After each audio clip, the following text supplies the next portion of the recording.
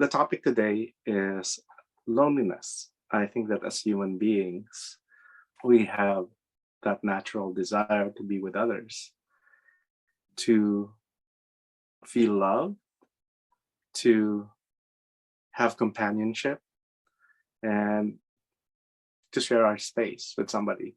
One of the concepts in psychology is that we have this desire to merge with someone we fall in love with. When we have this desire, I think it emanates from the oneness we feel with the ultimate love, which is the love of the divine and the love of God.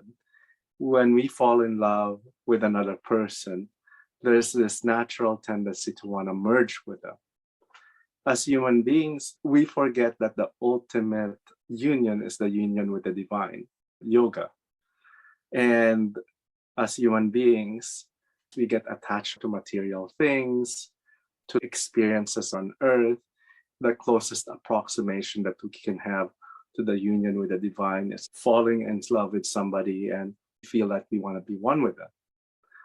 But the interesting thing is that when we try to have union with somebody that doesn't have this knowingness that the ultimate union is the union with the divine, that type of union with another person isn't fully satisfying because it's based on the differences and trying to accommodate the differences in one another.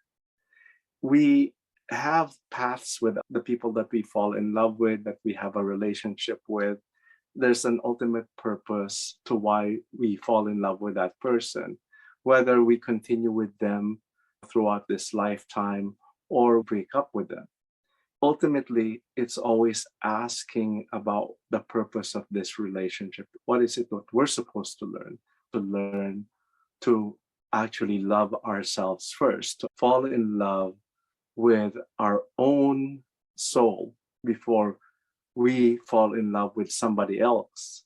The lesson may be that we might need to learn how to be more loving of another person and give a little bit more. Loneliness is actually a paradox because we can never be alone because we have a soul always connected to the higher soul, which is always connected to the divine. And so, in order for us to not feel alone, we need practices that make us feel connected to our soul. We need to do meditation, mantras. We need to get in touch with nature.